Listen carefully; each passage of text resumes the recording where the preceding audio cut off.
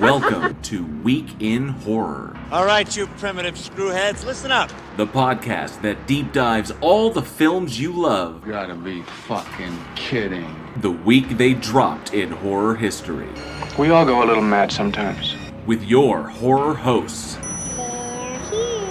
JL. When a shirtless Sam Elliott with no mustache takes out an alligator with an oar, that's the kind of movie I'm looking for. Eugene. And we're just casually just like, yeah, so that's probably the best way to go, light someone on fire with gasoline. Alex. It would not be an original lineup if I didn't have fucking technical difficulty. Johnny O. Now, it's not an Amityville, or where it's Amityville. And Aaron. They got manure to work with and nothing grew from it. News, trailers, trivia, special guests, and more. You're gonna need a bigger boat. Live show every Wednesday, 7 p.m. Central at youtube.com/weekinhorror. Welcome to prime time, bitch! And wherever you listen to podcasts. One by one, we will take you. Week in Horror. Stay scared.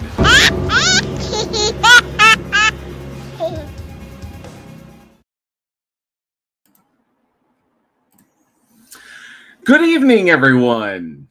Welcome, horror fans. It is Wednesday, 7 p.m. Central Time, and that means it's time for another episode of the Week in Horror podcast, the only popular podcast from Barrow to McMurdo Station.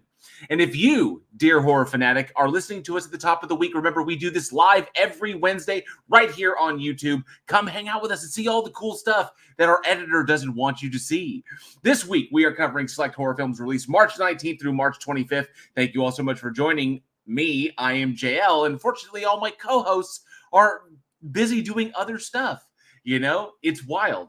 So, yeah, Johnny's busy. Johnny's into stuff, and I know Eugene is crazy busy, and so is Alex, and Aaron's in the middle of something. So you just got me tonight, unfortunately. So I'll try and hold down the fort. I know that I've done this a couple of times in the past, where I run kind of a solo show. It's possible that Johnny may pop by later. I don't know. It's possible, but we shall see. But for until I see him, until I see that Sasquatch jump up in the green room, I don't know. So I'll try and do my best solo here. Yes, solo show. So before we get started, because we got some interesting films to talk about tonight. I'm going to deep dive, and maybe Johnny will too, because there's one I really want his opinion on, because I hope he watched it. I hope he got the opportunity, because I know he's super busy in pre-production right now for one of our upcoming features, one of our upcoming projects. So, I don't know, but I'd love to hear his thoughts on it. But anyway, let's see who we've got in the live chat tonight. Let's see who is joining us for the best 2 hours in horror podcast entertainment. Let's see. We got Angel Rivera is here. Good to see you, Angel Rivera. Thanks so much for being here. Appreciate it. Hey, Raven Darkstar. Good to see you. Thanks so much for hanging out. Wrote a no less name. Good to see you. Is this? Oh, wait, this isn't Week in Hogwarts, the J.K. Rowling's podcast. You imagining me? Oh, Rage Rivera says we can always pitch the idea to JL. Imagine him dressed as Hagrid. You're a wizard, Harry. Yes, or you're a lizard, Harry. Oh, good to see y'all. Thanks so much for being here. NA is here, one of our big longtime supporters. Good to see you, NA. Says hi, everyone. Good to see you, NA. And I see as well, Jay Vers is here. Good to see you, Jay Vers. And Mr. Malort, all the way from Chicago. Good to see you, Mr. Malort. And I see Sarcasm. Good to see you, Sarcasm. Says, good evening, fellow monsters. Thanks so much for being here, Sarcasm, as well as Travis Brown. There's the man. Says, good evening, horror fam. Good to see you, Travis. Hope you're doing well. And I see, there's Gosh of Heckfire, one of the best names on the internet. Good to see Gosh of Heckfire. Thanks so much for hanging out with us tonight. Says, let's kick it, kids. We absolutely are going to kick it. And I see, let's see. Stephen Alley's here. Yes, this is true. I did hear that news. It's non-horror news, but I did hear that news. I'll likely be talking. I may talk about that on a live stream on my other channel. So, but yeah, I did hear about that. Cindy Sue, good to see you, Cindy Sue. Thanks so much for being here. Appreciate you hanging out. Let me see. Raven Darkstar, Genova 28 is here. Good to see you, Genova 28, as well as Nemo 813. Good to see you. Tina Jones is Peekaboo. Good to see you. Thank you for all the cool emojis. Appreciate that, Tina. Brian Powell says, good evening, everyone. And JL, good to see you, Brian Powell. Ida Pimp, you to ho.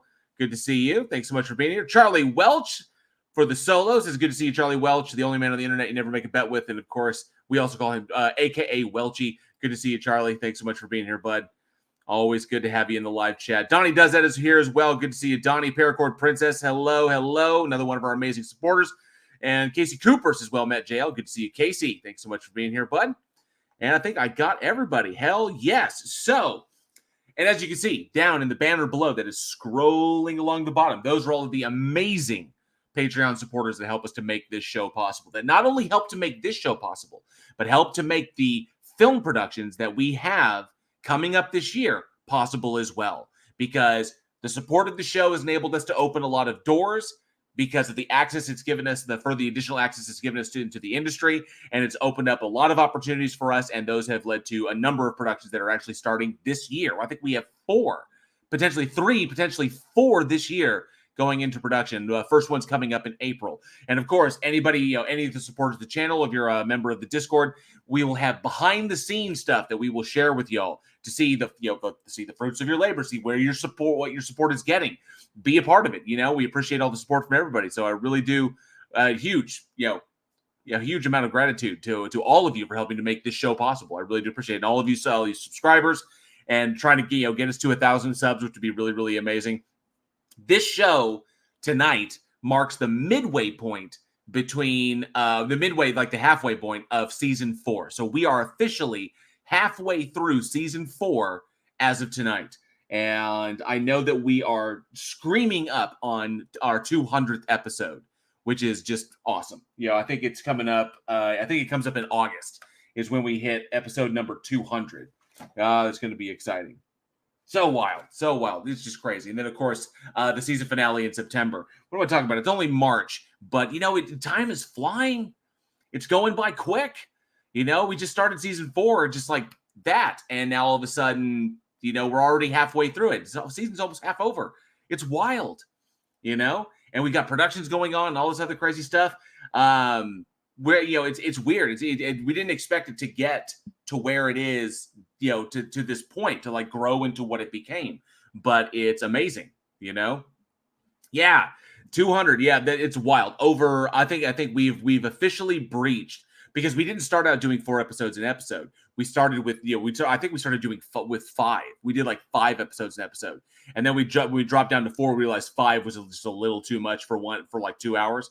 So we dropped down to 4. In the future, we may drop down to 3. It's hard to say, depending upon what's available that week. So we may go up and forward, back and forth, not 100% sure. But it's been a blast. I think we're closing in on almost 700 films that we've jumped into over the course of these 4 years. So they add up. It's amazing. One thing I dig is going back and looking at all the thumbnails we created for all the episodes.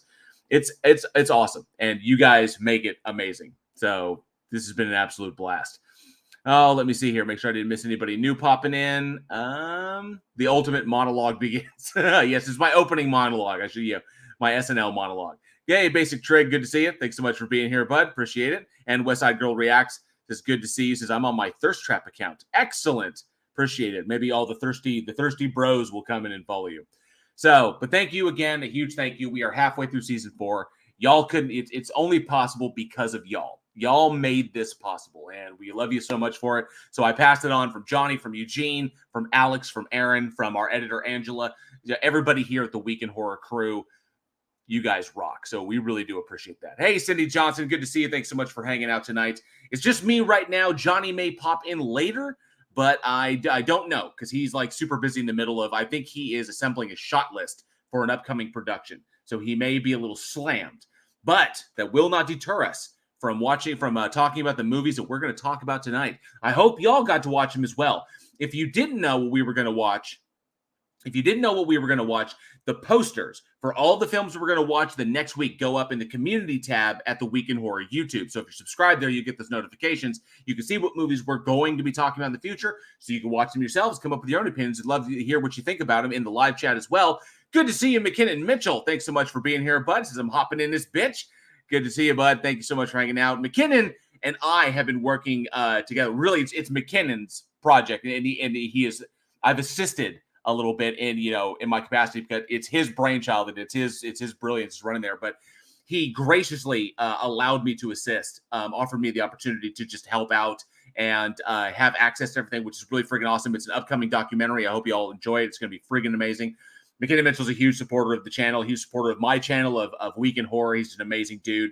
If you haven't had the opportunity, go and check his stuff out. Go and sub over there because he's an amazing content creator. So awesome. Thanks so much for being here, McKinnon. And I see Tony Regime says, hey, Week in Horror with the obligatory ghost. Appreciate that, Tony Regime. Thank you so much. The only regime we truly love here other than horror itself. All right, so let's dive into what we've got tonight. So we got 4 interesting films, and you can see I'm trying to like eat up time. I hope to like sparse, because the third one on the list I want Johnny here for. I really want to get Johnny's opinion. I hope he freaking watched it. I really do. I hope he had the time because I know he's busy. The slasher film, the little slasher project we're working on that I wrote and they're shooting down in Texas is going to be it's going to be intense. I think I'm not sure. I think that may be the one he's doing a shot list for. I'm not sure. There's probably the details are probably hidden for me, or I don't know. But yeah, there's only so much we can say. Let me see.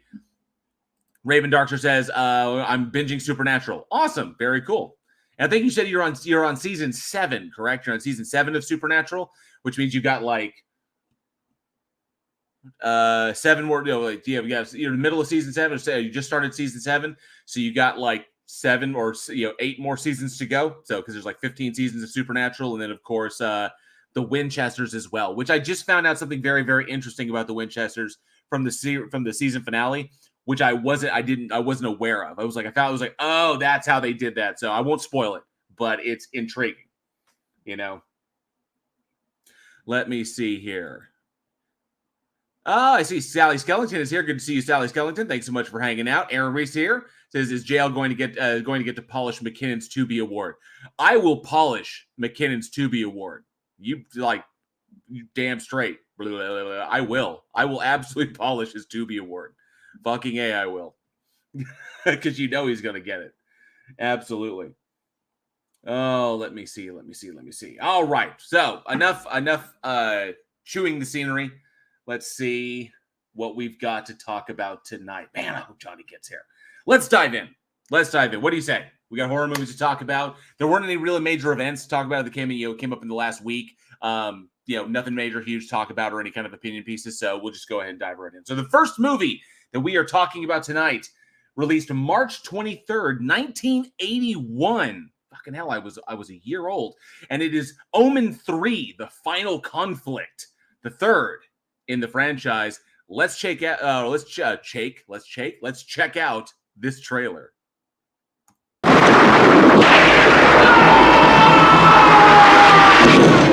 1976, the birth of evil was foretold in The Omen.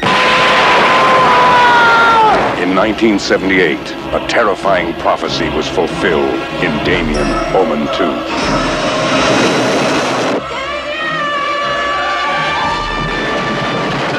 And now, you will witness the ultimate challenge to the future of mankind as the trinity of living terror is completed in the final conflict.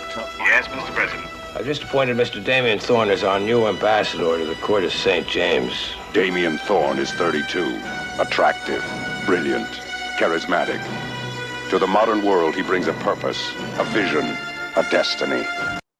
He's one step away from the most important position on Earth. Disciples of the Watch, I stand before you in the name of the one who was cast out from heaven, but is alive in me. The power of evil is no longer in the hands of a child.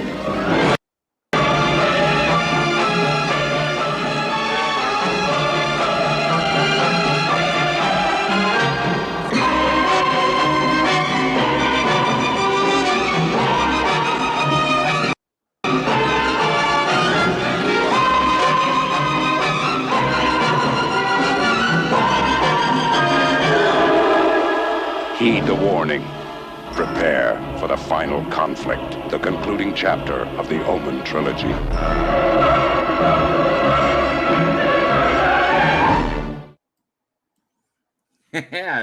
Omen 3, The Final Conflict. And good to see you, Doctor Who Design. Thanks so much for being here, bud. I appreciate that. So, Omen 3, The Final Conflict, directed by Graham Baker and written by Andrew Birkin, based on characters that were created by David Seltzer, starring Sam Neill, Rossano Brazzi, Don Gordon, Lisa Harrow, and Barnaby Holm. So the film itself is the third installment in the Omen franchise. Damien is now a grown adult, and he has entered into politics after forming the Thorn. I think it's like the Thorn. He's the CEO of like Thorn Industries, and it's kind of like, in the way they describe it, it's very much kind of like the Umbrella Corporation. Like he's into everything, and he's used his access in order to get his way into a political position as the ambassador to St. James, and then of course the ambassador to St. James, and then of course he's going to use that to use his power and influence to track down the second coming of the rebirth of Christ, and just destroy him so that they can win the apocalypse. And I will say, I will have to agree. So Sarcasm brought up Sam Neill was captivating. The movie was a bit of a yawn fest. Now, I will give it this. This entire film in and of itself hinges on Sam Neill and just goes to the problem is that you had two excellent things. You had one excellent thing going here and one thing going against the film in and of itself. At this point in the Omen trilogy, ever since the first one with the child, you've got diminishing returns, because it's constantly going to be about the Antichrist, the rise of the Antichrist, and how people are going to try and stop him, how they're going to fail. If you go by the biblical scripture in that the Antichrist is defeated by Christ itself, so it requires that. So because it's written there, you can't they're kind of pigeonholed just by telling the story itself. While the first Omen was captivating in that you had this sense of what could possibly be, what's going to happen. The father, having to take out his son. That was a very gripping film and one of the greatest in horror history. But at this point in the third one, you're going to get diminishing returns of it, because we know he keeps defeating the good, he keeps getting away until eventually it comes to the final conflict, and then he's defeated, and then that's it. So that's how the film ends, and that's that you have the diminishing returns of the story, that where it's going to go, and so people are kind of like, nah, we know what's going to happen, so why, so what's really our peak interest? So box office was sluggish, and so was people following. But what really gets this is Sam Neill's performance, because Sam Neill was fucking amazing in this movie, and he was committed to everything that he said. I believed it. It was kind of like, even someone like me was kind of like, oh wow, that's blasphemous. But I loved Sam Neill in this. I loved how obviously this has to be because Sam Neill is one of the best actors of his generation, and loved him in everything, especially in films like obviously the Jurassic Park franchise, but also Event Horizon, which is absolutely amazing. But of course, he's done so much, and he's such a tremendously talented actor. I love what he brought to this, the young kind of dashing Sam Neill, and we get to see him in his prime, or see him in his youth, really jump into a role and really sell it. The whole sequence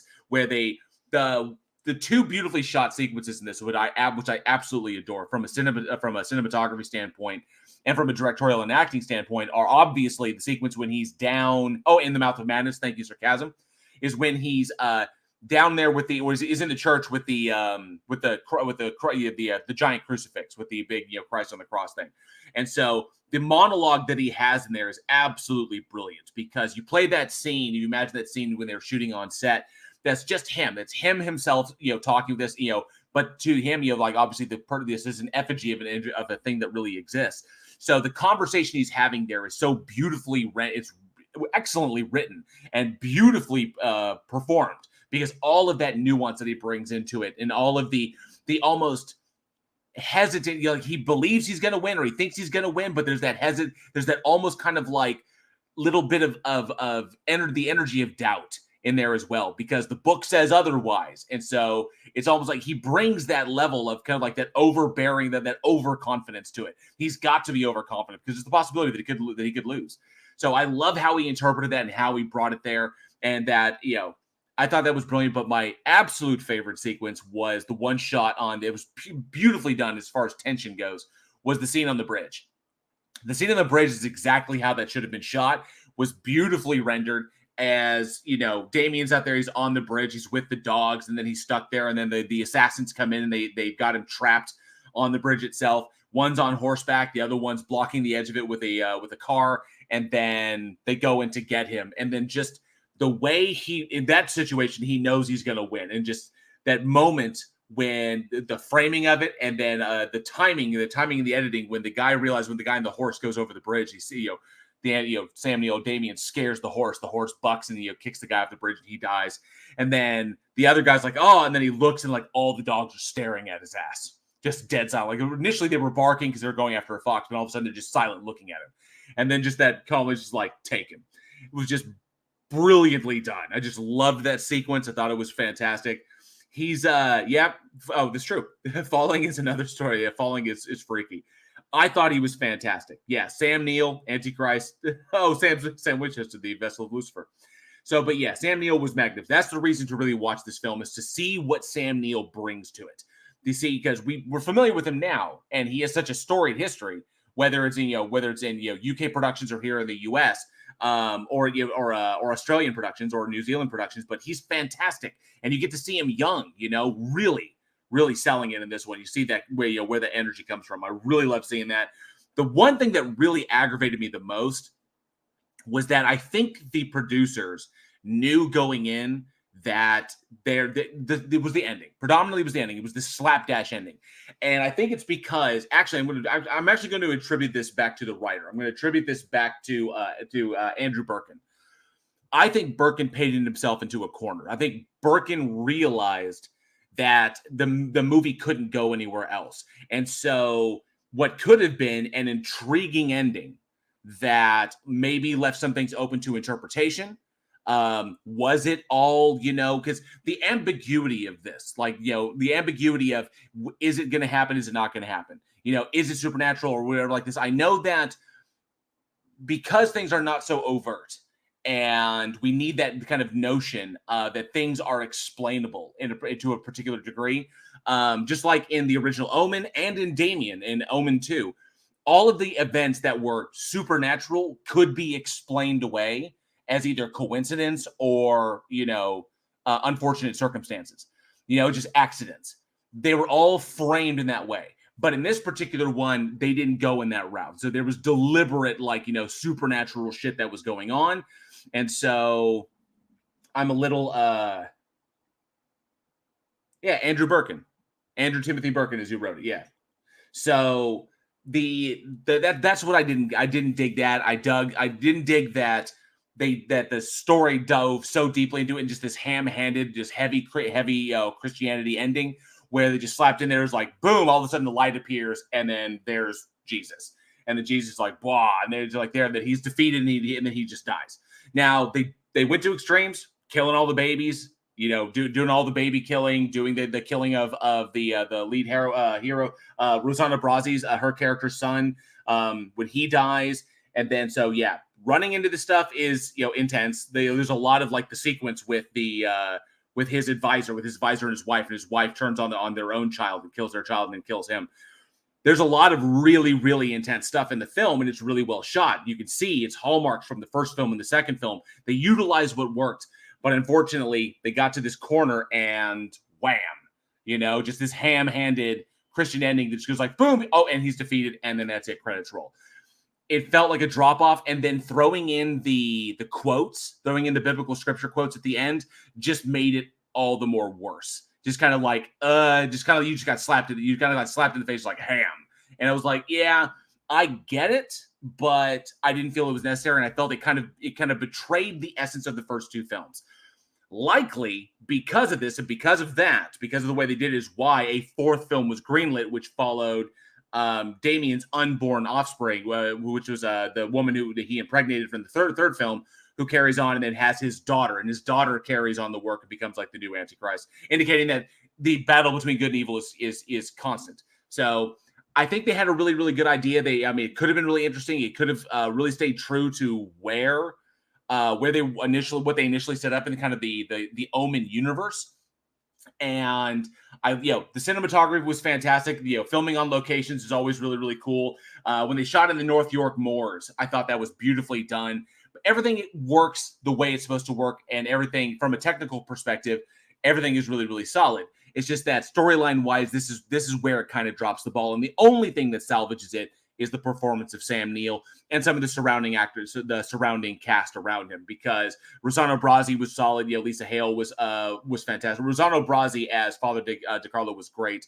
Brought everything, Lisa Harrow as Kate, torn between, her growing love for Damien and what she's been warned about is all fantastic.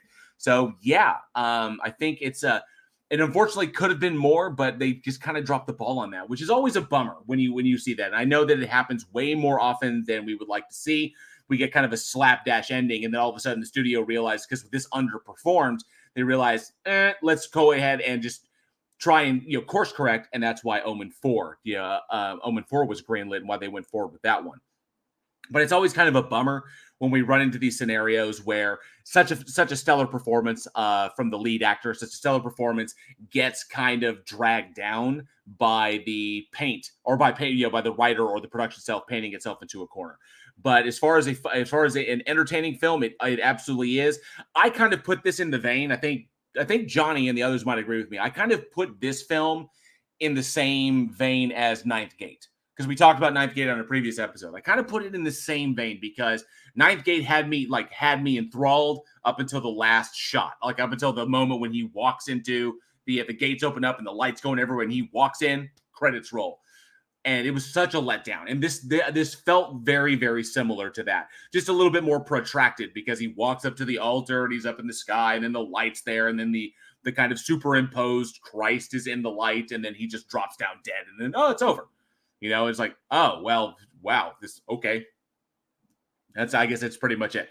So, it was could have been there, might not have been. Like I said, such a franchise has diminishing returns. 4 didn't do as well as well. But I will say this. The series, there was an Omen series that released that starred, if I remember correctly, I don't want to forget his name, because he played Arthur in Merlin, in the BBC Merlin series. It's one of my favorite all-time series. That was Bradley James. Bradley James was cast as Damien in the Omen series that I believe was on AMC, if I'm correct. Let me know if I'm not. Let me know if I'm incorrect on that, but Bradley James did extremely well in that, and I thought that series was fantastic. Unfortunately didn't go anywhere, but yeah, fortunately didn't go anywhere. But I thought that was a good pickup. But it pretty much retold the events of the first film.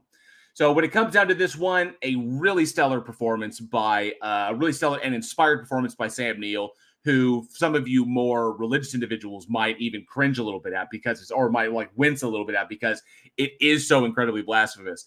Set against fantastic on-location shooting. The whole thing was executive produced by Richard Donner, who directed the first Omen film. So it was in the best hands.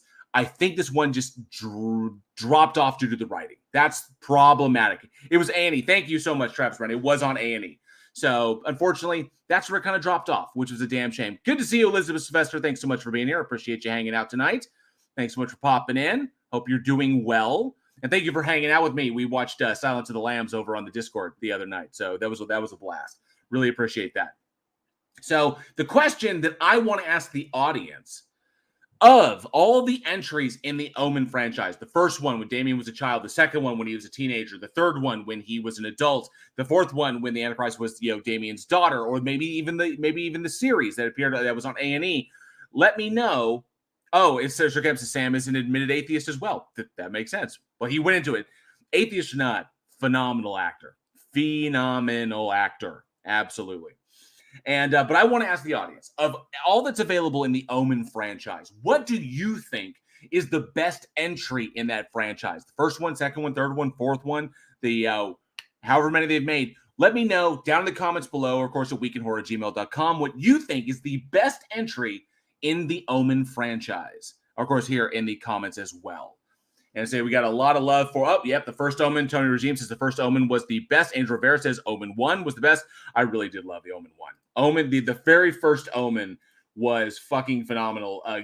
Gregory Peck was just on point. Gregory Peck, David Warner, Oh, David Warner, who unfortunately we lost last year. Damn, that was a shame. Oh, I was so bummed. Because David Warner is one of my absolute all-time favorite character actors, with, from his work in Star Trek, the epic scene he had, imagine David Warner is the Cardassian torturing Picard. I love David Warner. He was amazing. Gregory Peck was absolutely amazing. Fantastic stuff. Absolutely love it. Harvey Spencer Stevens was just magnificently just evil in that phrase as the young Damien.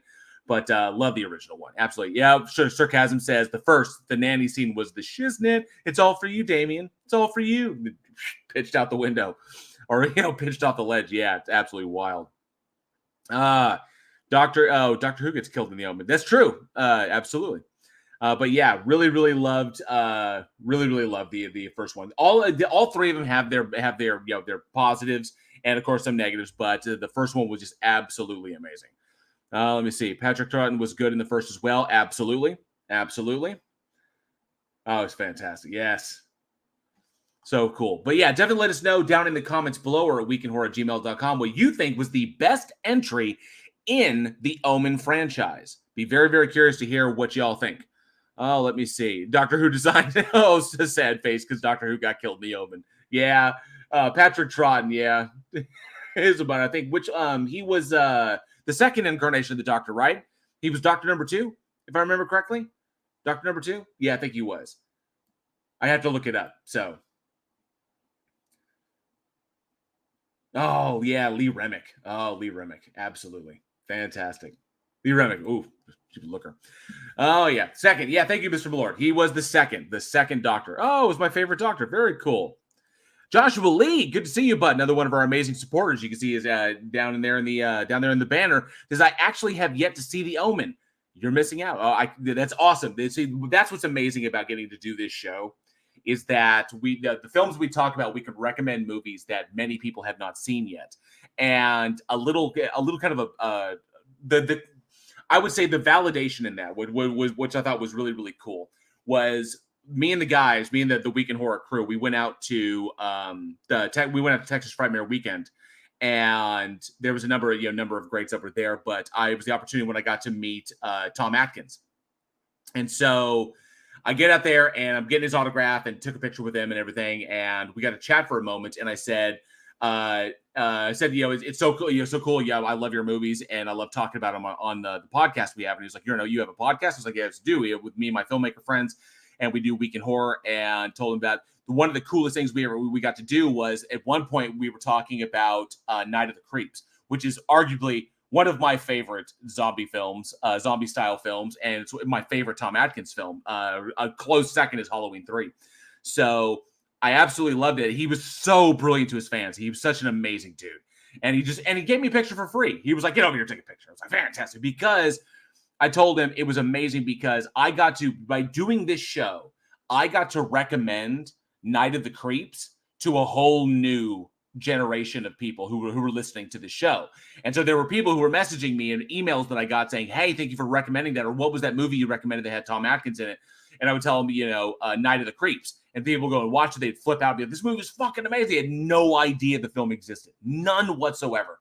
And to have that opportunity to kind of share that love and spread that love has been absolutely amazing. And so I told I had to let Tom know when I met him, was like, because of your work and my love for it, I get to share this with a whole new thing. And there are people out there who are just now discovering your movie, getting to watch it for the first time, which I wish I could go back and watch it for the first time because I was like, And so like Joshua Lee says, he's never seen The Omen before. Now he gets to have that first time. He gets to have the first time watching The Omen, which is pretty fucking awesome. It'd be like the first time watching The Exorcist or Rosemary's Baby. Some of the real classics. You sit down, I've never seen it before. Time to see it. Like I remember one time, it was same with Exorcist 3. I'd never seen this girl had never seen Exorcist 3. It's like, oh, it's scary. It's like, oh, I got to go see it because she never heard that they made one. And that was the first time. I haven't heard from her since. She may have freaked out. I don't know. I'm not 100% sure. Sarcasm says, the caveat to turning folks on to the good films is spending 45 minutes a week on bad films. They're not all bad. Some are bad. Some are fucking terrible. Some are just shit. But we always give credit where credit is due. Getting a movie in the can is a giant win. It's an absolute giant win. And we celebrate those individuals who can get it in the can by talking about their movies here on the podcast. We love doing it. But pointing out, remember, because we actually got a comment about that, but somebody getting mad about how we do the show. And we thought it was hilarious because the whole show is like deep diving as filmmakers. You know, what we would do differently, what we saw, what was wrong, where they filed, where they dropped the ball, and using our experienced filmmakers to kind of reflect upon the choices that the filmmakers made and what was going on situationally or societally at the time, what was happening at the time, to kind of give insight into how the film was made and what influenced the film. And, it was like, ooh, they ran into this problem. You can obviously this. So we recognize that kind of stuff. And someone got mad at us for dogging on, what the fuck was that movie's name? It's because we dogged on some movie that was like, dude, it was bad. I remember the comment because they were really pissed. And I shared it with Johnny, but they were really, really mad. It was, I can't even remember the name of it. I'd have to go back and look, but oh man. Denova28 says, AJL, what in your opinion is the worst movie that we've reviewed so far? What the worst movie? What's the worst movie we've covered? The absolute worst movie we've covered on Week in Horror. So I'm gonna have to say, I'm gonna have to give you a top 3. The top 3 worst we've ever covered would be The Butcher.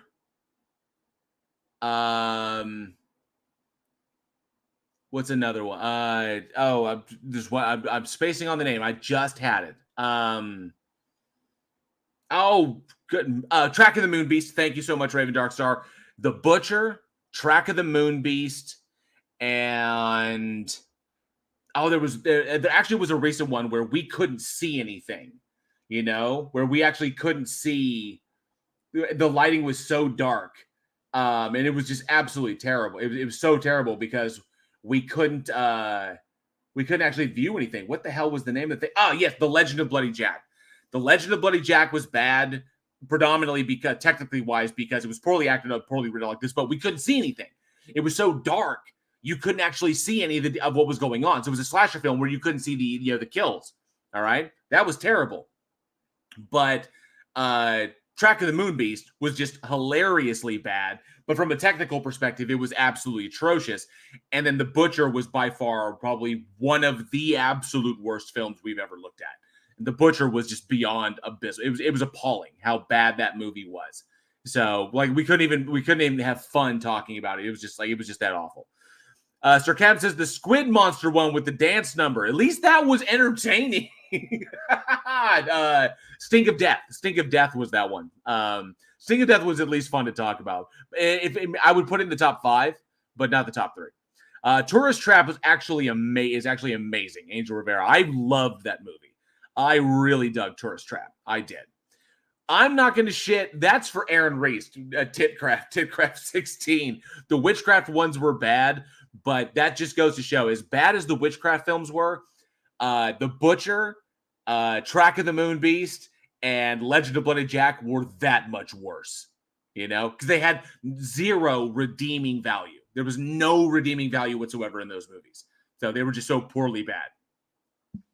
So terrifying, we legally can't allow you to see what's happening in Legend of Bloody Jack. Absolutely. Tony James, is the California Axe Massacre going to be reviewed at some point? Possibly. Most likely. The show keeps continuing. It absolutely will be. So we shall see. All right, let's move on to our second one. You see, I'm trying to buy time for Johnny to get here so I don't wind up with like a 1-hour show. Mono's Hands of Fate. Yes, Torgo will eventually one day be on the show. We'll eventually talk about Torgo and his wobbly knees and how he watches the manor while the master's away. We will definitely watch the estate with the master. I can't remember the exact quote. But yeah, we'll talk about Torgo eventually. I am Torgo. Okay. Yes, Monos. Yes, Josh Lee says Monos. We will have to, because it's one of Eugene's favorite films, like ever made. He fucking loves that movie. I will always remember the MST3K on that, when the giant hands come out and he's like, oh, he's got the hands on his robes and stuff. And it's like, and I think Crow was like, I wish those big hands would just push him over. I will always remember that shit. That was fucking amazing. Oh, absolutely. Okay. Let's dive into our second film tonight. The master would not like turd polishing, Monos. No, he would not. The master would not like it. And, the Keep. The fucking Keep was amazing. I think we've either covered The Keep or The Keep is coming up. So I'll have to check, but never. The Keep is fucking awesome. So here we go. Let's dive into our second one. Second film that we have tonight. Released March 23rd, 2007. And it's The Hills Have Eyes 2. The master says you can't stay here. Fucking love the dude. Let's check out this trailer.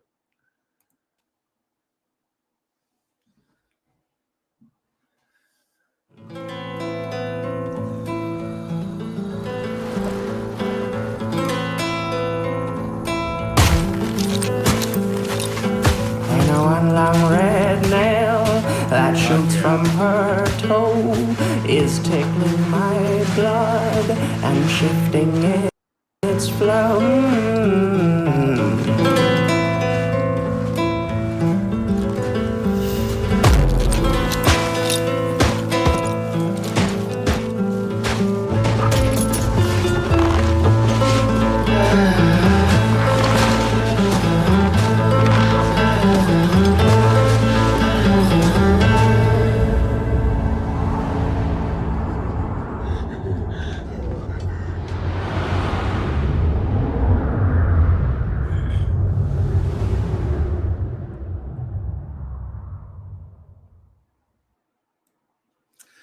That was for The Hills Have Eyes 2. The Hills Have Eyes for you, too. But The Hills Have Eyes 2, directed by Martin Wise and written by Wes Craven and Jonathan Craven, based on characters that were created by Wes Craven, and then starring Michael McMillian, Jacob Vargas, Flex Alexander, Jessica Stroup, and Derek Mears, plus a host of others, Daniela Alonso, Eric Edelstein, Rashad Strick, and of course Jeff Kober, the amazing character actor, legendary character actor Jeff Kober, in the brief role as Colonel Redding. But the film follows after the events of the first reboot. And Genova28 says, "Yeah, that was not much of a trailer. That was actually the teaser. The teaser was the best. Was the best that I could find to actually showcase the film. And but yeah, the imagery of it was amazing. It was absolutely. But yeah, The Hills Have Eyes The Hills Have Eyes 2 follows after the events of the first reboot, where apparently after the survivors from the first film got out of there, the army came in and engaged in search and destroy missions to like clear out all of the mutant cannibals that were living in Sector 16.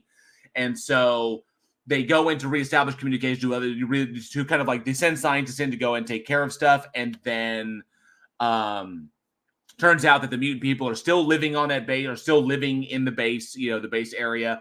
And then when the scientists disappear, a National Guard regiment is sent out to go, or they disappear. Then the National Guard regiment is sent out to bring them supplies, and then they get accosted by the mutants as well, and just brutally massacred. And classic Hills Have Eyes stuff. So when I first saw that teaser, and then I saw the trailer for it, I was, yes, Genova says, all I remember about this movie was someone hiding in a porta potty in the shit. Literally. Absolutely. He was. It was a cash grab. It absolutely was a cash grab. It was ostensibly the exact same script as the first film with some changed elements, where you have one group goes missing, then the other group comes in, and they have a particular, they're doing their thing, and then the same tropes apply to the little thing. So it was literally just Hills Have Eyes 1.5. Wes Craven knew it, and I have no doubt, like Travis Brown was up, the original Hills Have Eyes 2 was a cash grab to help fund Craven's Nightmare. The OG Hills Have Eyes was a cash grab to help fund Craven's Nightmare on Elm Street film. I will also say that that Hills Have Eyes 2 was also likely a cash grab, because this particular one was, because there was nothing new about it. It's ostensibly Hills Have Eyes 1.5 and didn't bring anything new to the table. It just does all the sequelitis stuff. So it doubled down on recycling everything. It recycled all of the horror tropes, all of the character tropes, and then ramped up all of the gore and the gross and the ick factor, and people getting dismembered, and women getting graped, and the mutant monstrosities, shit like that. They ramped up the visual effects of the mutants themselves to make them more horrific, and just blah blah blah. Aaron Reese says, which movie was it where someone was in the cesspit below an outhouse? That was in this one.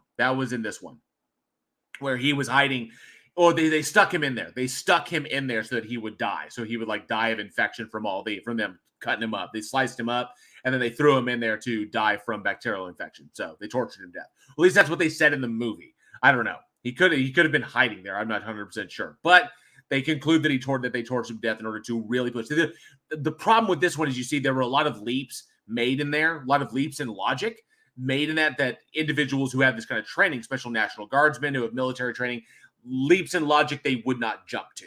It's kind of like, ooh, someone is like, oh, he's all cut up. Someone did this to him on purpose. They stuck him in there so he'll die of bacterial infection. They tortured, they wanted him to die slow. It just kind of feeds the narrative, you know? Just so, but because a movie like this is not concerned with the leaps in logic, they're not concerned with anything. It's sort of, they just want to tell the story of people getting massacred by mutant people and those people fighting back and, getting, and everything getting bloody and disgusting. That's what kind of made this. It was kind of sad. Hey, Tina Jones, got to dip out. Good to see you, Tina. Thanks so much for being here. Absolutely. We'll see you on the next one. So the big, huge thing is that unfortunately Hills Have Eyes 2 doesn't bring anything new to the table. And it's kind of the same. It doesn't do anything really cool. It doesn't really cinematography. It's all pretty much formulaic. Even the direction, the actors' choices are all pretty much formulaic. It's bare bones. It's just what it's meant to be, and doesn't strive to do anything new or bring anything new to the mutant cannibal subgenre or do anything different. But I will say that what I found was interesting is I wanted to kind of dive into what the inspiration was behind it. So I don't know how many people are familiar with it because the original Hills Have Eyes was inspired by, So it was inspired by the legend of Sawney Bean. So if anybody's never heard of this kind of the hand coming out of the porta potty was my worst nightmare. It was pretty freaky. I will say this. Blah. It's like I thought he was going to grab his junk. I thought there was a mutant hiding in there, but because they would, it was pretty gross. But the story in and of itself that when Wes Craven was originally developing this back after he did Last House on the Left in 1972, he began to feel that the horror genre was constraining. And he wanted to do a picture that didn't feature, he wanted to fund a picture that didn't feature like gratuitous bloody violence. He wanted to do something a little bit different. And so eventually in order to get to the next point, he wanted to did an exploitation film. And then he collaborated with Sean S. Cunningham on a children's film based on Hansel and Gretel. But Locke wanted to, so essentially when it went, Craven's friend and producer Peter Locke was interested in financing a horror exploitation film, and Craven decided to write the project due to his monetary issues. He did that for a paycheck. He considered collaborating with Sean S. Cunningham on a horror children's film based on Hansel and Gretel, but Locke wanted the film to be more in the vein of The Last House on the Left. So eventually, searching for a story to film, Craven began looking up terrible things at the New York Public Library. So he went and did his research. And while going through the forensics department, the library's forensics department, he learned of the legend of Sawney Bean. So Peregrine Princess brings up, yes, Sawney Bean, absolutely. Wrong turn in the desert. Absolutely. So Sawney Bean, the alleged head of a 48-person Scottish clan that was responsible for the murder and cannibalization of more than 1,000 people. What interested him most, what drew him to the project was in the legend, after Bean's clan was arrested, they were tortured, quartered, burned, and hanged. And he saw this treatment of the Bean clan by supposedly civilized people as paralleling the clan's own savagery. Their savagery was met with further savagery. And he based the original Hills Have Eyes on that legend. And taking the idea that the Hansel and Gretel story, that going down off into the middle of nowhere, that classic legend. We talked about this on the last episode of Week in Horror, where we talked about films that utilize particular tropes that were established, in cautionary tales of early fairy tales like Hansel and Gretel, where individuals go off in the middle of nowhere and they encounter things, they go off the beaten path, just like Tourist Trap was very much like Hansel and Gretel. Individuals go off the beaten path, they wind up lost, and then they wind up at a place that seems inviting, but in turn is where the villain is. And so Raven Dark says Hills Have Eyes 2 was so stupid. No Search and Destroy team would do half the crap in this movie. It's true. It was really, really bad. It was not good. Aaron Ray says, I'm descended from Sawney Bean. We passed down the story of our many times great grandpappy story of gritty survival and familial love.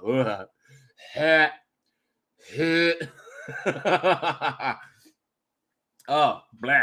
So yes, but the inspiration behind The Hills Have Eyes was the legend of Sonny Bean, for those who are interested in where that might come from. So individuals who did not know that, you can look that up, do the research on it. It's kind of gross, but the legend is that Alexander Bean was born in East Lothian during the 16th century. His father was a ditch digger and a hedge trimmer, and Bean tried to take up the family trade, but didn't realize it didn't work. So he left home with a woman named Black Agnes Douglas, who apparently shared his inclinations, and she was herself accused of witchcraft.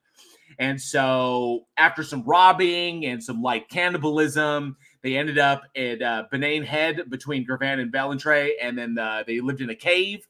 And the entrance, the cave that was only accessible at certain times during the day. And they lived there and bred there for some quarter of a century, for like 25 years. And they produced 6 daughters, 8 sons, as according to this, the legend, 6 daughters, 8 sons, 14 granddaughters, 18 grandsons. And the children were products of, the bad, the incest. Blah.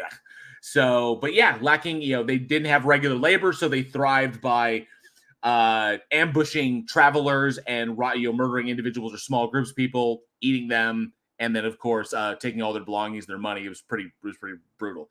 So there's another story that's based off of this, another film that was done called Offspring, which was an adaptation of a Jack Ketchum novel, or Jack Ketchum Jack Ketchum novel called Offspring, which you may be familiar with, was essentially the same thing, but here in the U.S., whereas a group of tribalistic cannibals who were traipsing up and down the East Coast, utilizing the cave systems off the coast, and they were preying on tourists and unsuspecting travelers, where they would eat them and then utilize them for breeding stock.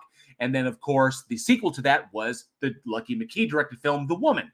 So there was inspiration in that as well. So if you've seen The Woman, but haven't seen Offspring, that's the prequel to The Woman. So you can check that out. That gets really, really nasty and disgusting as well. It's pretty gross.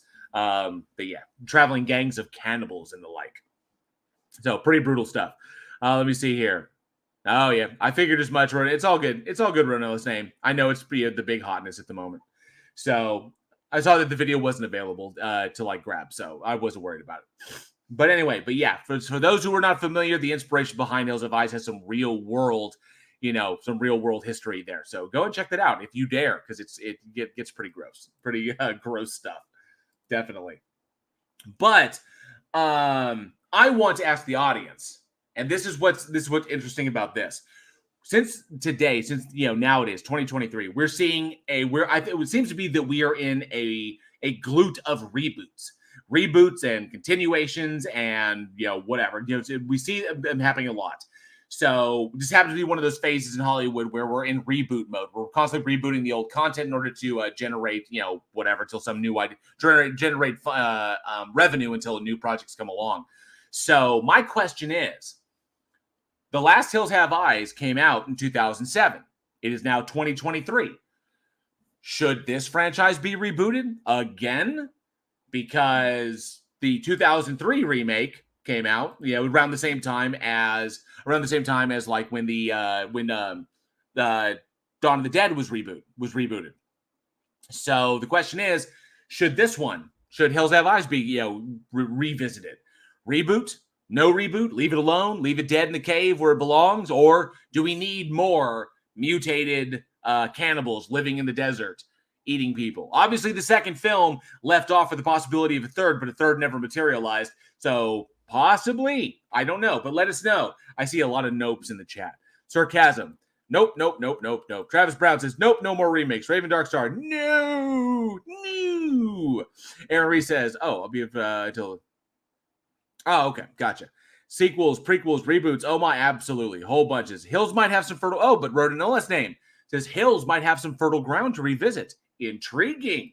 Maybe a prequel that shows how they wound up that way. The initial, rebelling against the government's orders to vacate the land. Maybe a prequel. I don't know. They've never shown that. Like, how did they wind up in the situation that they're in? Those initial conflicts that literally would go back to like World War II or, when they were doing nuclear testing. That'd be interesting, to see how that works out. I'd be kind of curious. But definitely, if Denova28 says, if you get the right director and a decent budget, then yes. Absolutely. Brian Powell says, leave it for dead. Leave it for dead. So, divided opinions, but let us know in the comments below or at weekinhorror@gmail.com what you think. Should The Hills Have Eyes be rebooted, recontinued, maybe a prequel exploring the origins of the Cannibal Clan before they got all gross and nasty. So let us know. McKinnon Mitchell says, no more remakes till we get a remake of Wing Commander. Could be a good movie. That could also be a good movie. It could. It could. Oh, Rodell Sam says, tie it into that X-Files episode. Ugh, gross. Ugh, I remember that episode. Home was hardcore. That was a hardcore episode. The only episode of X-Files to release with a warning ahead of the episode because of graphic content. That was intense. Gosh, Factor says, hell yeah, put it in the can. Fucking A. Yeah, shoot it. Let's just get it. Gross cannibals eating people. That's fantastic. Aaron Reese says the downfall of these movies always starts with a bad script. You need a screenplay so good it can take a beating from the studio. Absolutely. Absolutely.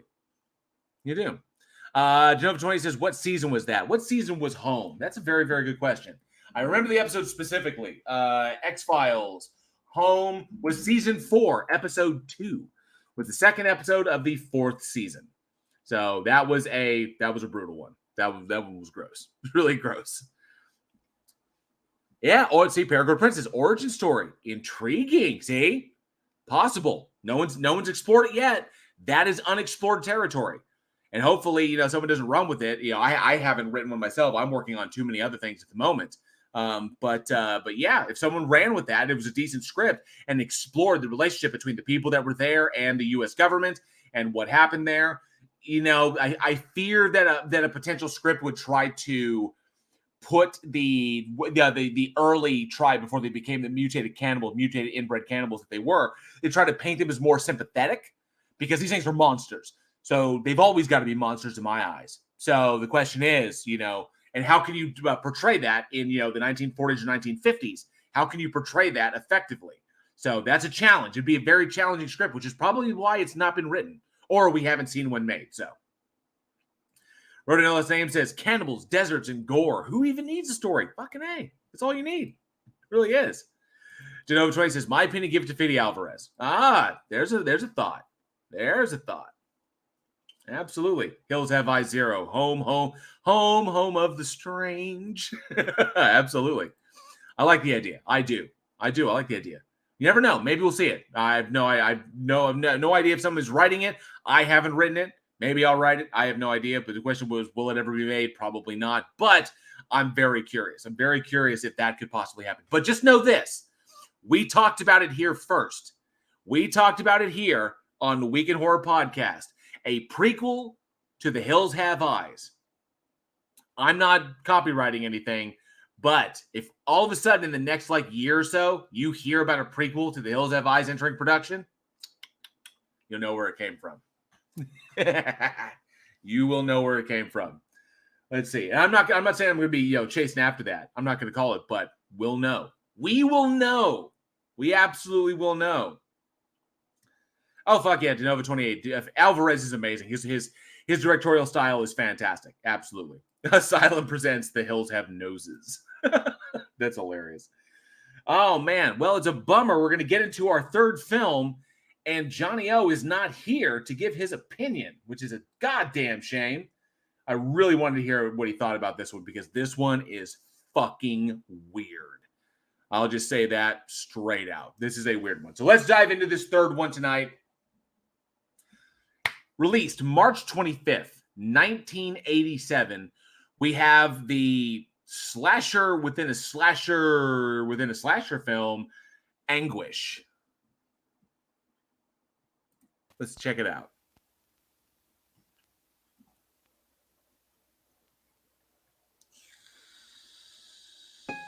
Mrs. Pressman had high hopes for her son, John. John is your best boy, isn't he, Mother? Yes, John.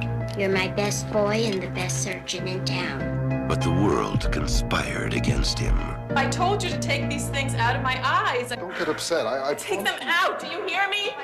Do you hear me? Do you hear me? Do you hear me? Don't be sorry. Until John found a way to please his mother. Well, you did a good job, John. Add to his collection. All the eyes of the city will be ours. And even get into the movies. One place. You have no idea what it's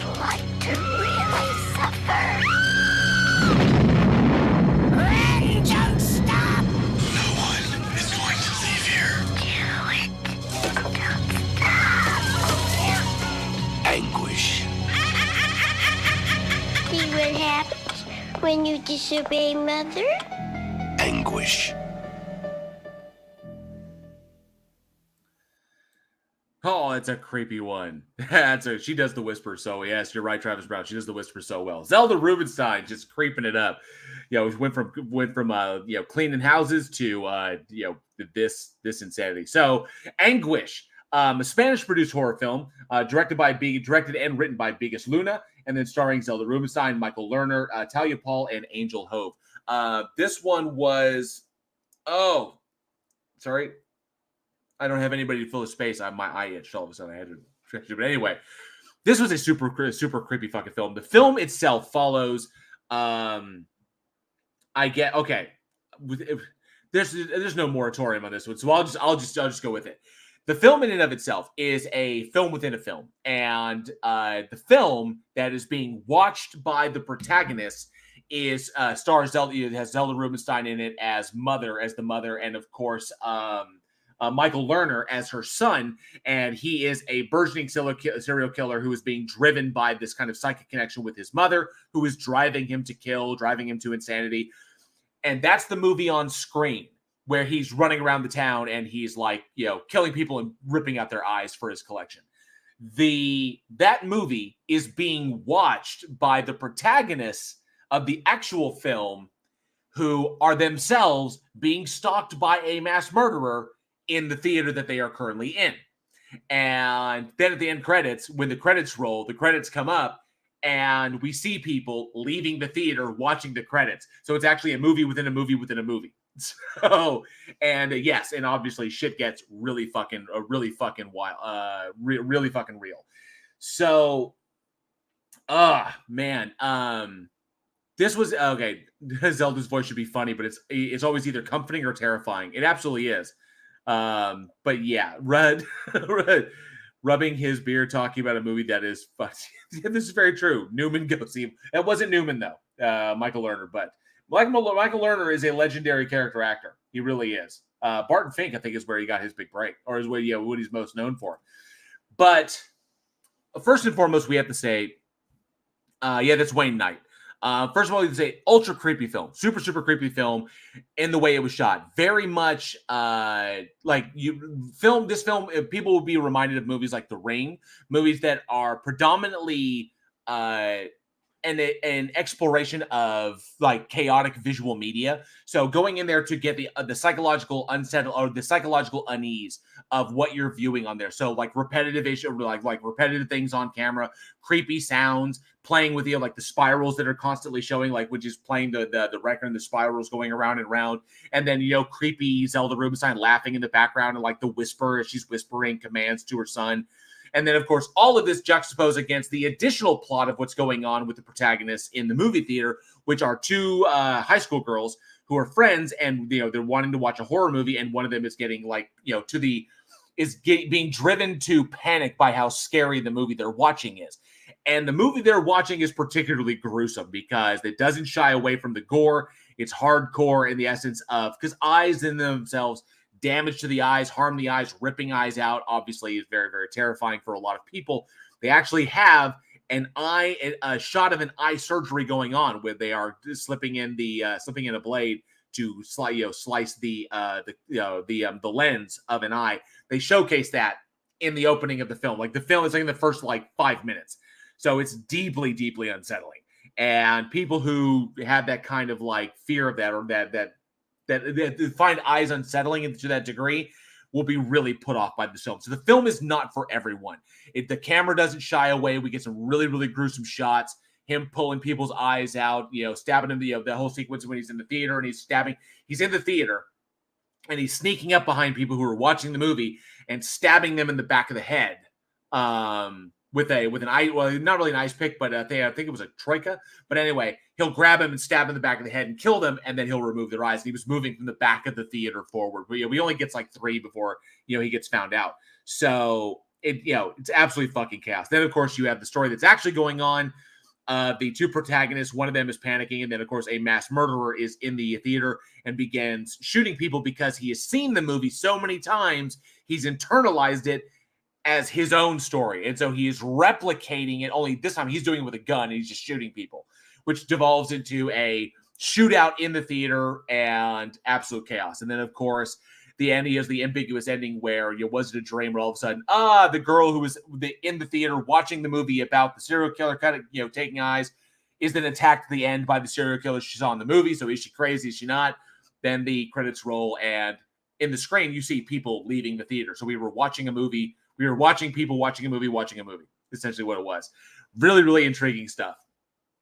And I will say that for those not familiar, this film, in all of its creepy sounds and all of its creepy representations, and the focus on a particular item. So Biggest Luna is not a lot of people may be familiar with his work. Predominantly, he was well known in Spain he was a Catalan film director. He passed away, unfortunately, in 2013, who was a kind of a bon vivant, and he enjoyed many, many things in his life. So he had, I think when he passed away, he was running like a cabaret in, where was it? In Zaragoza. He was running a cabaret with his wife that focused on parodies, eroticism, and old burlesque, and was also a restaurant that served meals. So it was like a burlesque cabaret that focused on eroticism that also served, dinner while you were watching the show. So that's how but his unique style is he always typically focused on one or two things within the film. Like he would take one particular thing, and that would be the driving piece of the film. Typically, that thing was food, which, if you will notice, he utilizes to a great degree, which is the sound of popcorn being eaten. So it's not just, popcorn being popped, popcorn in the bag, popcorn being eaten by the theater goers. There's a huge emphasis on that.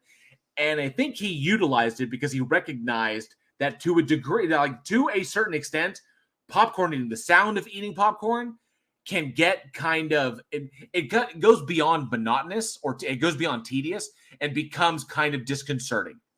That wet crunching, which I think he was equating to the sound of someone violently tearing someone's eyes out. So he was juxtaposing the sound of popcorn being eaten throughout the film with the sound of the serial killer in the movie violently tearing out people's eyes, and then of course the silencer bang, the silencer pop of the gun that the killer was utilizing in the film within the film that was watching the film. So it's kind of confusing in that respect. So Luna didn't get the opportunity to, Luna didn't get the opportunity to do a lot of stuff here in the States, or that were English based, that were English language films. In fact, all of his movies before this one were all Spanish films until he got Anguish, which is his first English language film. So that, you could see the unique style he brought to the horror genre.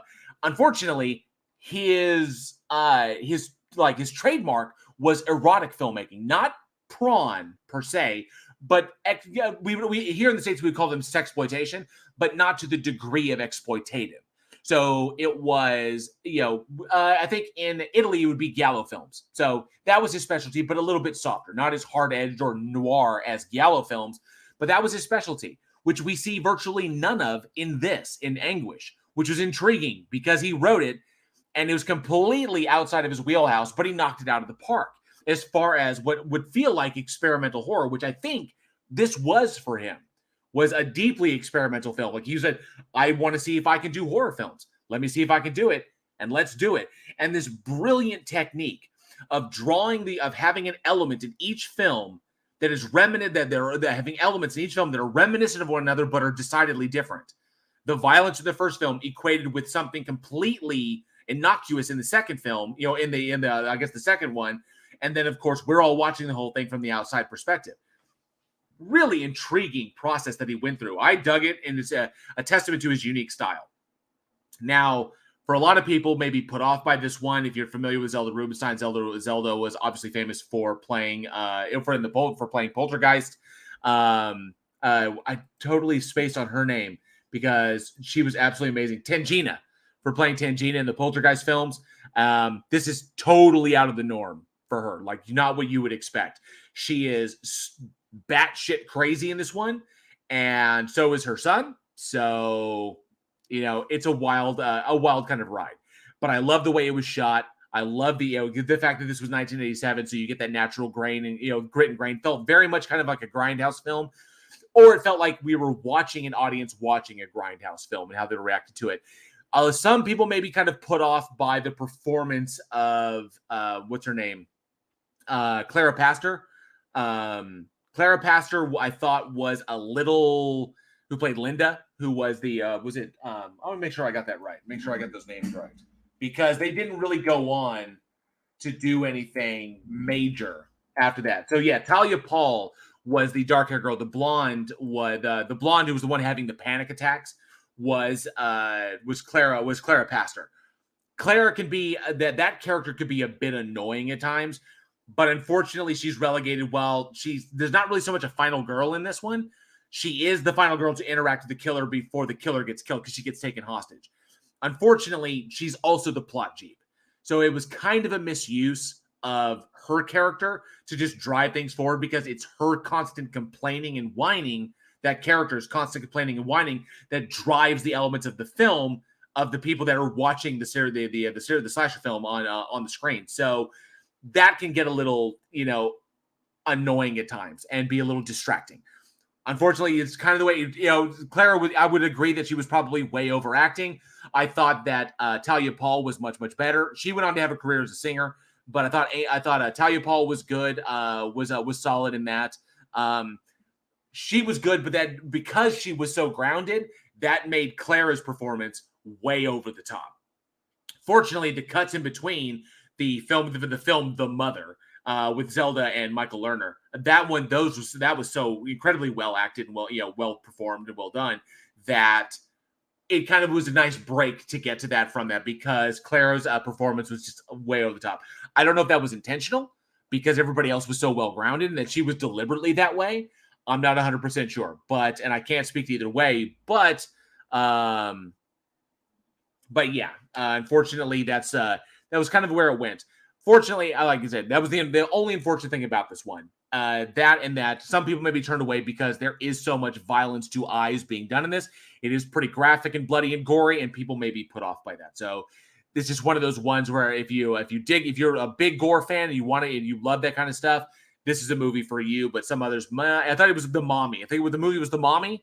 Yeah, and if I remember correctly, the poster in the theater, like he goes and sees the poster for The Mommy, and that's the movie that's on that people are watching, is directed by, and I wrote it down, Anul Saeeb. Was directed by Anul Saeeb, which is Sageeb. Anul Sageeb was who directed The Mommy, but of course that's Biggest Luna in reverse. So he just reversed his name and put it on the trailer, or put it on the poster in the marquee. So yeah. Some cool stuff there. Some good shots, good classic tropes. It's 1987, so there's been a deluge of the slasher genre.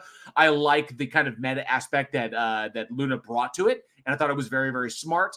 Diving into the meta aspect of horror, like long before it became mainstream to do so, and of course bringing in Zelda Rubinstein, who had solidified her performance as as like a good character in the Poltergeist films, turning it around and letting her flex her wings as an absolute batshit crazy mother, driving her son to become a serial killer and cut people's eyes out so that all the eyes in the city will be hers.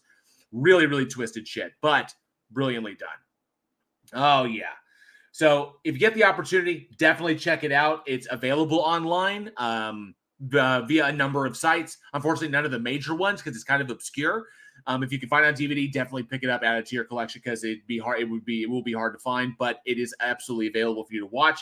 I really wanted to hear what Johnny O thought about this one, because this is one of those, he digs those really super creepy ones. He absolutely does. So, but I want to ask the audience regarding Anguish. Do any of you find eyes unsettling as a horror trope? Violence to eyes, close-ups of eyes, the use of eyes in any way, does that stuff freak you out? Fake eyes, real eyes? Because this one uses real eyes in it, which is really fucking freaky. It just puts that kind of added kind of like, the kind of like ick on it. Yeah, effed up movies has it. Thank you, Sarcasm.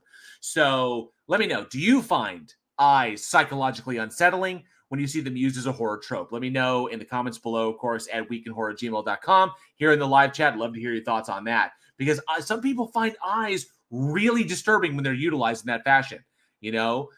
Black Christmas would be one. ripping people's eyes out and shit. All kinds of stuff, like needles in the eyes. Obviously, there are a number of ones. I think another good one was what was it? The Mario Bava version of Phantom of the Opera. Or Terror of the Opera. Terror of the Opera did that same thing. 1987 as well. Terror of the Opera, which was directed by Dario Argento, slasher film where the killer stuck needles on tape and stuck them under her eyelids so she couldn't blink. So every time she blinked, they stabbed her. So yeah, freaky shit like that. Yeah, just a little icky. Yeah, violence to eyes. Oh, let's see. This is some weird shit. This was some weird shit, Johnny O. Yeah, that's probably what he would say. Angel Rivera says, violently becoming blind creeps me out. Absolutely. Yeah, I totally get that. Paracord Princess says, yep, super ick. And Tony Regime says, violence to eyes was super big theme in 3D horror films. Jason squishes his head, eye pop out. It was 3D. Eyes flying at the camera and doing shit like that. Yeah, I know a lot of us remember that stuff. Javier Hara says, Weekend Horror says, Jail. Hey, Jail. Eyes. Thank you, bud. Appreciate that.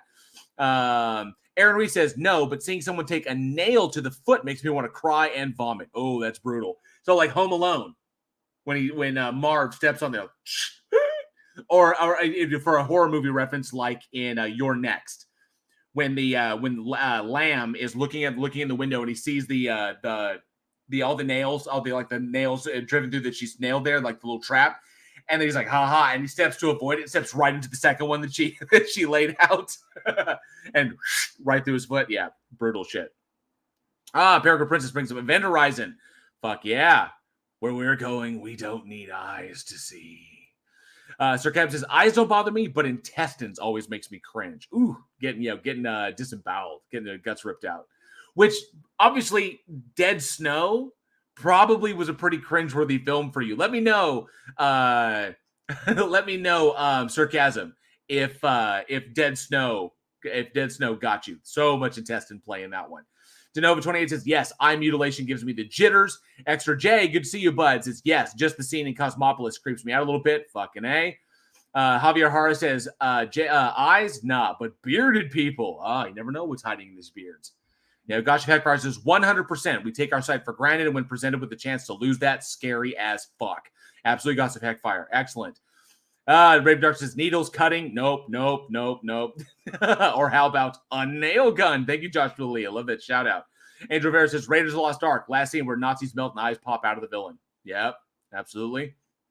Mr. Malort, the movie May, when she cuts her own eye out because her lazy eye. Blech.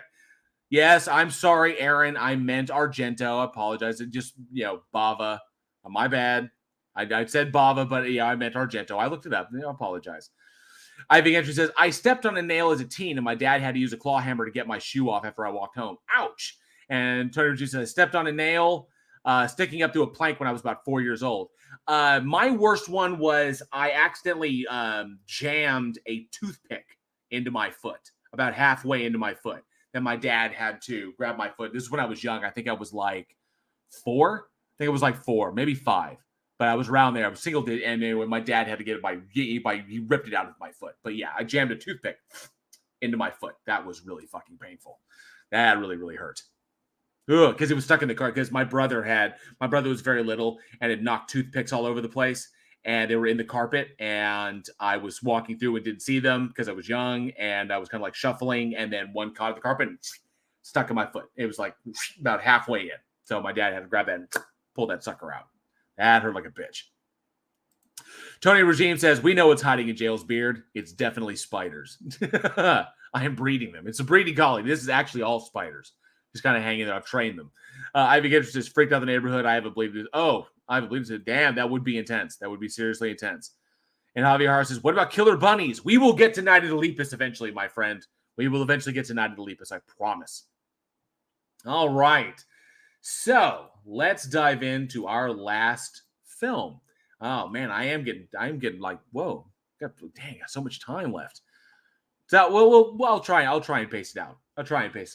I absolutely will.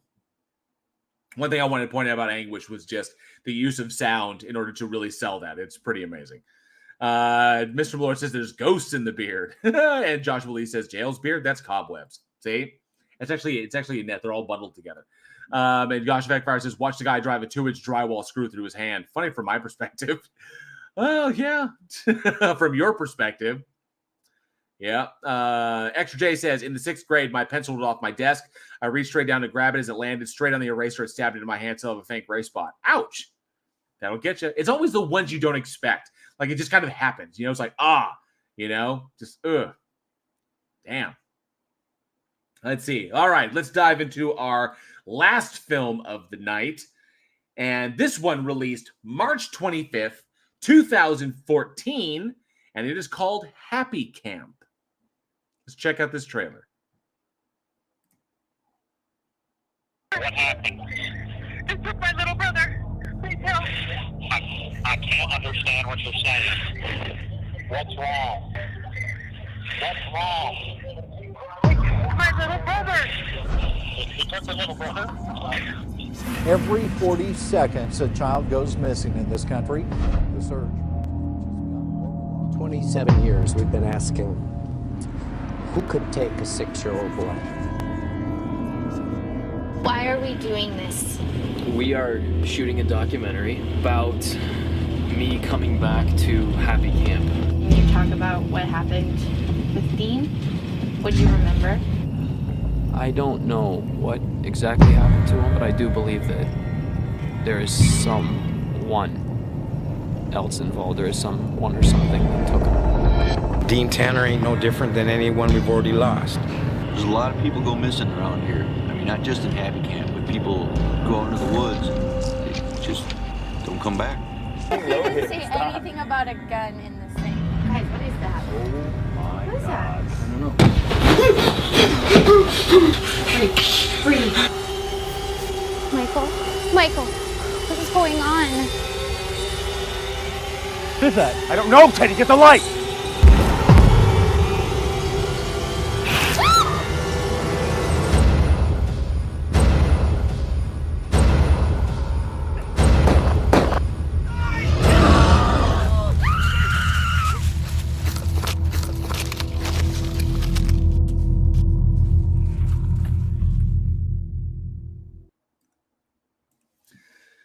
All right, Happy Camp. So, directed by Josh Anthony, written by Josh Anthony, Michael Barbuto, and Ann Taylor, and starring Josh Anthony, Michael Barbuto, and Ben Blankley. And interestingly enough, produced by Drew Barrymore. So this was, I think this was like one of the, was this 2014? So yeah, one of the films produced under her Flower Films production company. But so I found that to be interesting. That's what kind of drew me to it. It was like Drew Barrymore produced this horror film because so I had to go and watch it. But yes, the film follows a group of individuals who are returning to a group of, I guess, young adults who are returning to do a documentary or a found footage documentary of Happy Camp, where a number of people, a spate of disappearances taking place in the local woods. And one of the individuals who was in the documentary, his brother was one of those that disappeared some many years ago, some 27 years ago. And so they returned to do a documentary to uncover what happened and cover, what's going on, why people are disappearing. And they run aground of the big bad Bigfoots. So yes, it is a Bigfoot movie. Although the Bigfoot angle is kind of haphazardly thrown in there at the last second is to realize that there's something out in the woods. And then, yes, it was another Bigfoot found footage film. Although I think the Bigfoot thing, judging by how it's done, I don't know if this was a Bigfoot film from the very start when it was initially pitched. It may have been. Javier Hara says it looks like a ripoff of the Blair Witch Project, and there was a lot more in common throughout many parts of it that were similar to Blair Witch. But I think the Bigfoot angle may have been added in. Now, it may not have been, I'm not sure. Happy Camp, California is an actual place that does exist, and there have been reported sightings of Bigfoot in the vicinity of Happy Camp for a long time. That's up in Northern California. So I believe it's on the California-Oregon border is where it's at.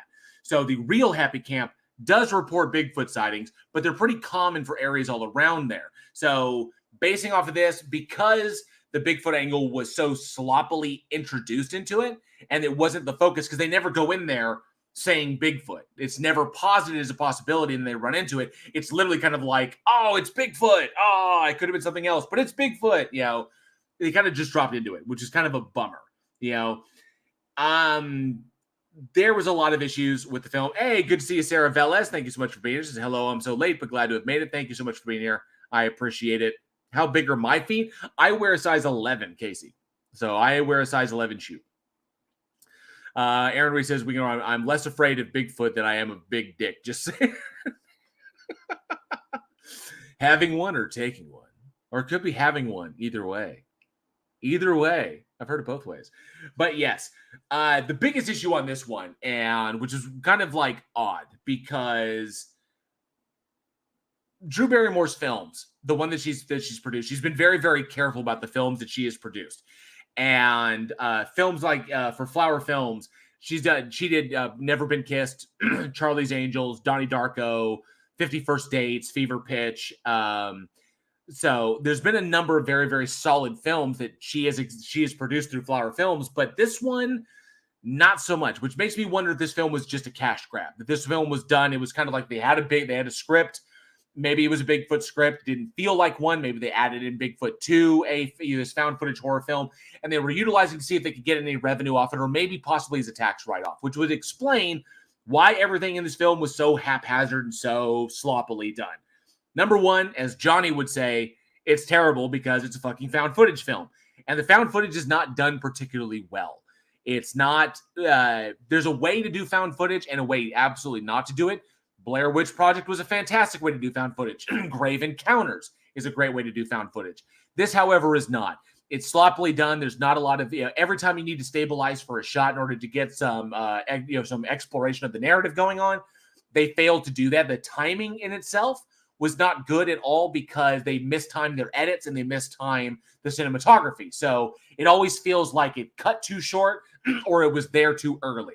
And then, of course, things kind of drag a little bit. I thought the interviews with the locals were pretty good. Normally, those are the cringiest part of doing movies like this, where you're doing like mockumentaries. Sometimes those are kind of cringe because you could tell they're actors. I thought these ones were pretty solid, but ultimately, it's the pacing that drives this one down into the dirt, because the way they paced into the Bigfoot aspect was very haphazard and just made me feel like maybe this wasn't originally a Bigfoot script, or because it's quite often a production company will procure a script and they will turn it into something. They'll use the bones of that and turn it into something else. If this was just a basic found footage film of kids going out in the woods, it could have easily been turned into a Bigfoot deal. Like say, oh, look at this one. Oh, hey, let's take this real story from real life about Bigfoot sightings there, and then let's turn it into this of people disappearing in the woods and turn it into that. And it felt very, not even formulaic, not even just bare bones, kind of like, film production, just something that was haphazardly thrown together last minute, quite potentially for a tax write-off, because you can make films that don't do well in order to write them off, so your company doesn't hit those losses. So that's a common tactic for a lot of horror films. Unfortunately, the horror genre becomes a dump category for a lot of movies like that. And you can tell also by the budget restrictions. The budget restrictions resulted in a lot of exterior shots where it's at night and you don't see a whole lot. And then, of course, inside the RV and inside certain locations with a couple of scattered interviews around with some kind of the kooky locals that live in the area. So because of the lack of vision, the lack of a budget, the lack of preparation, the poor planning, and the poor, like we always talk about planning being so poor, pre-production is so important when it comes to shooting a film. This is one of those kind of cast-off films that were utilized just to kind of like either fill a roster, somebody owed somebody something, or to write off taxes, or to just maybe generate some revenue to get to the next production after that, which is kind of, it's always a bummer when you see that, because you see wasted opportunity, wasted performances, actors who kind of, took their time. You take any gig you can get, and because you get paid for that gig, but it is a business, so we can't really hate we have to hate the game, not the player. But that's what it kind of boils down to. So it almost feels like you kind of wasted your time. But if you are a giant Bigfoot fan, go ahead and knock it out. Although you will likely be disappointed because the Bigfoots. what's the plural on that? Big feet? Bigfoot. Is it like moose? Moose and moose. So I think it's Bigfoot. Anyway, the Bigfoot that's in this is kind of hokey looking and is I think apparently CGI, but used very sparingly. So not terribly impressed.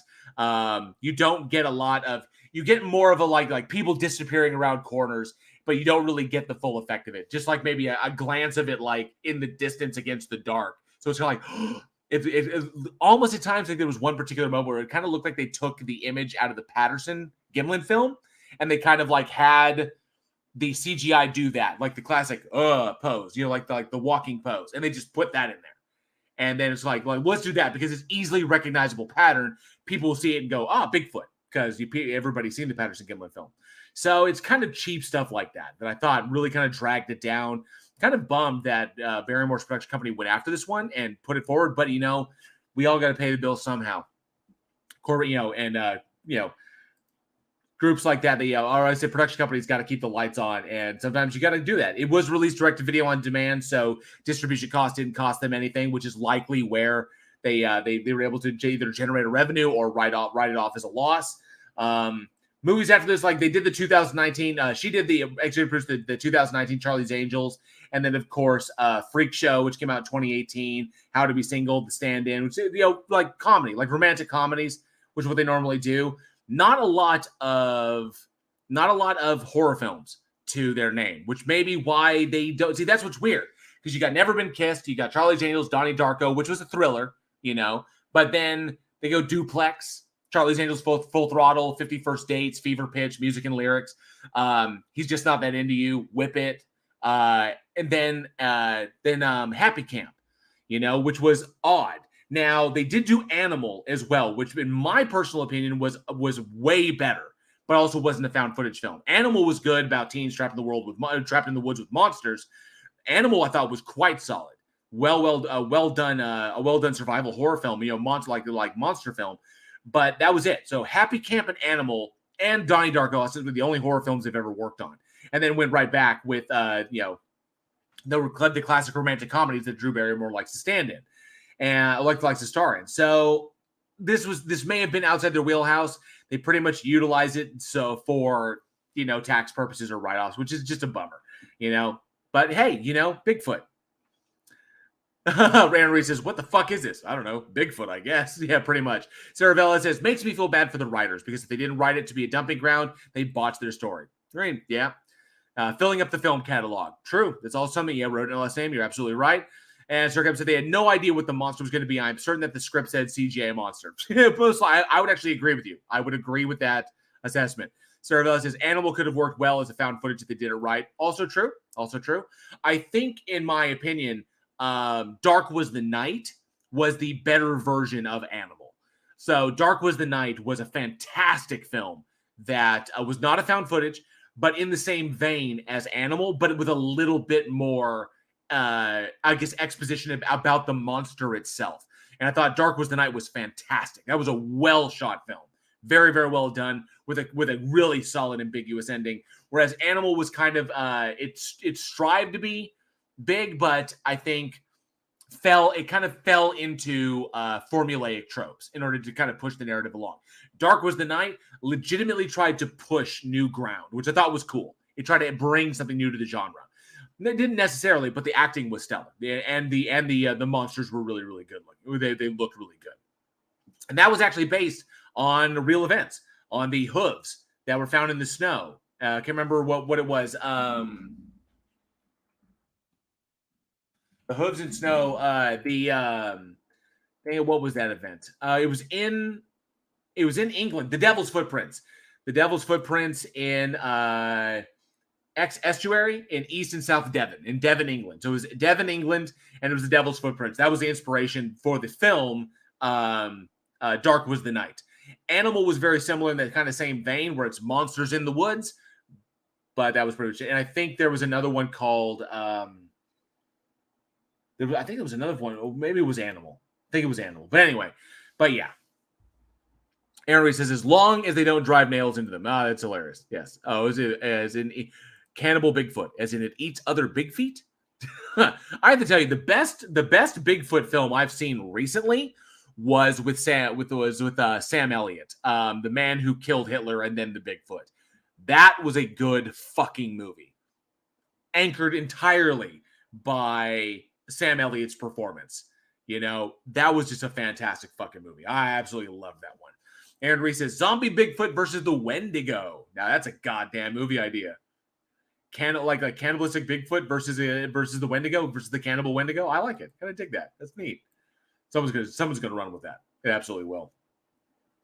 So, but Happy Camp starts out in a particular direction, and unfortunately, very quickly, you can recognize that the director here just not working with much. There's not a lot of vision. The film was made for probably one purpose, and entertainment probably was not it. Because ultimately, it's not that it's like terribly done.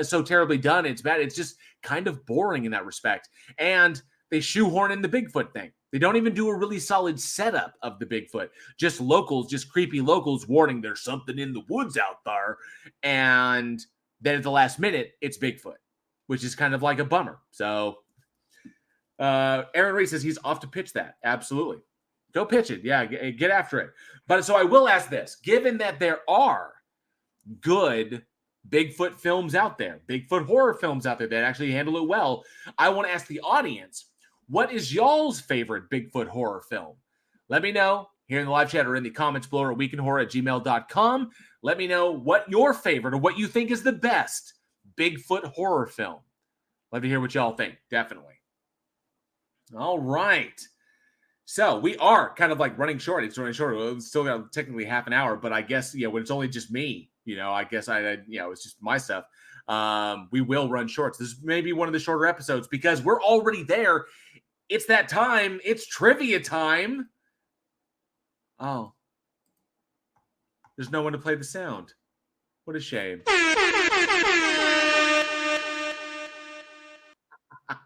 There is someone to play the sound. It is trivia time. It absolutely is trivia time.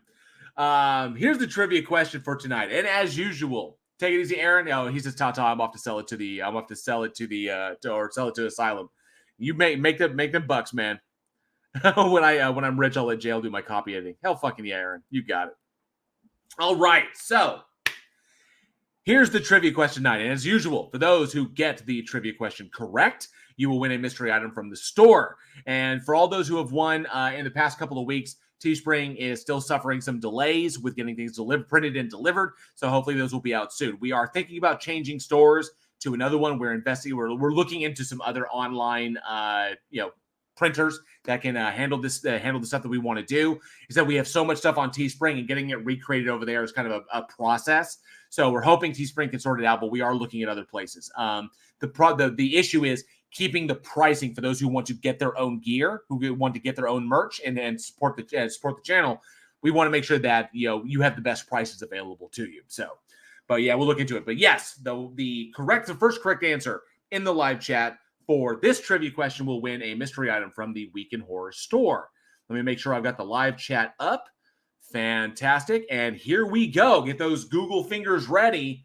Here is your trivia question for tonight. The Hills Have Eyes 2 accidentally traumatized families when its reel was played instead of what family film? One more time. The Hills Have Eyes 2 accidentally traumatized families when its reel was played instead of what family film? Let me know. First correct answer in the live chat gets the mystery item from the Week in Horror store. Come on. First answer. I wonder who's got it. Who's got it? Brave Darkster said 42. No, not 42. Swamp Thing versus Harry Henderson. Swamp Thing versus Harry would be kind of intriguing. Bigfoot and Wild Boy. Let me see here. Robert Ryder says 101 Dalmatians. Incorrect, sir. Tornado Team says Mary Poppins. Incorrect. Sorry about that. X-Ray says Lloyd Kaufman's How I Made It. No. Work-owned co-op. Interesting. Joshua Lee has got it. The first one in the live chat. Joshua Lee is correct. It was The Last Mimsy. The Last Mimsy was at the reel for The Last Mimsy was accidentally switched out for The Hills Have Eyes 2. And so children and their parents going to watch The Last Mimsy were treated to the opening sequence of a woman giving birth to a tortured woman giving birth to a mutant baby, which was the reports of this were absolutely hilarious. I mean, it's traumatizing and tragic, but it is also quite hilarious. How that happened, I have no idea. But let's see. Dr. Design said, unfortunately, no, it's not Cheech and Chong. And then Sarah Vela said, yep, Last Mimsy. Jason Hyde as well got Last Mimsy. Travis Brown said Ratatouille. No, but it was The Last Mimsy. Imagine those parents' looks when that came up on the screen. But what was really twisted is I watched the fucking movie and just the opening sequence, I knew that was not an appropriate film. Just, you didn't have to get to the pregnant woman. How any parents thought that that opening sequence was for The Last Mimsy, I have no idea. I don't know how that got by them. I was watching this, like, you can obviously tell this is not a family film just by the opening just like opening credits on the screen. No, didn't have to get to a tortured woman giving birth to a mutant baby to justify that. And how they even got that far into it, I have no idea, because there was nudity in that shot. How they even get that far? That was like a 5-minute sequence that ends with her giving birth and getting her head caved in. How would they even sit there allowing their kids to watch it for that long? It's like, wow, because there's gross nudity in that. So yeah, very weird. Let me see. Sarah Vincent, that is so funny. Yeah, it was crazy. It was a conspiracy by Big Therapy. I like that. Rodno said that was good. George Zoop said someone was thinking of resigning from the theater and changed the reels on purpose. He Tyler Durden that shit. It's possible. Possible that someone Tyler Durden that shit. Absolutely. All right. Well, that is going to close out another episode of the Week in Horror podcast. I want to thank everybody for joining us. Thank you all so much. We truly hope you enjoyed the show. And if you did, please smash that like and subscribe button. Be sure to hit that bell so you never miss a future episode. And be sure to check out the community tab on our YouTube page where you can see what movies we're going to talk about next week, which happen to be, join us when we look back at the found footage horror Nightlight, the legendary Hitchcock horror The Birds, Boogeyman Terror in Child Eater, and the sci-fi horror film Progeny. Also, be sure to check out Josh Olsen. And Rodan Ellis would like to remind everybody that we have the Monster Vault over at the Week in Horror Discord every Sunday night. So go and check it out. I think upcoming is going to be The Creature from the Black Lagoon 1954. Go check that out every Sunday night over in our Discord. So we hope to see you over there. And of course, be sure to check out Joshua Olsen's store over at badsamurai.store. He does all of the cool artwork that you see splattered all over our merchandise, which you can find over at Teespring. For more from Week in Horror, check out all the bloody links down in our description. You can follow us on the socials for the daily splatter, your daily horror recommendation. We love it when you interact with us there. Be sure to like those and share those around. Join our Discord for obviously our watch parties, which include the Sunday Monster Vault, big announcements and all kinds of horror shenanigans, behind the scenes looks at the productions that we have in the works, and support the show through our PayPal link or through our Patreon. At the Patreon, you can join the higher tiers for early content access and behind the scenes fun with the crew. Like join us for our Bloodbath debates, be a judge on our Bloodbath debates, or hang out with us during our After Dark where you can win prizes for beating us at horror trivia, or even just support the show for as little as $1 a month. $1 a month can help make the show possible. What are y'all waiting for? Join us, as they say in the Evil Dead universe.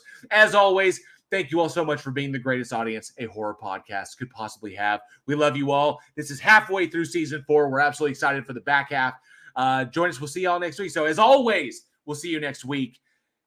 And I fucked it up. God damn it. I'll have to have her edit that up. See, this is the shit that you see when you catch us live. We will see you next week. And as always, stay scared.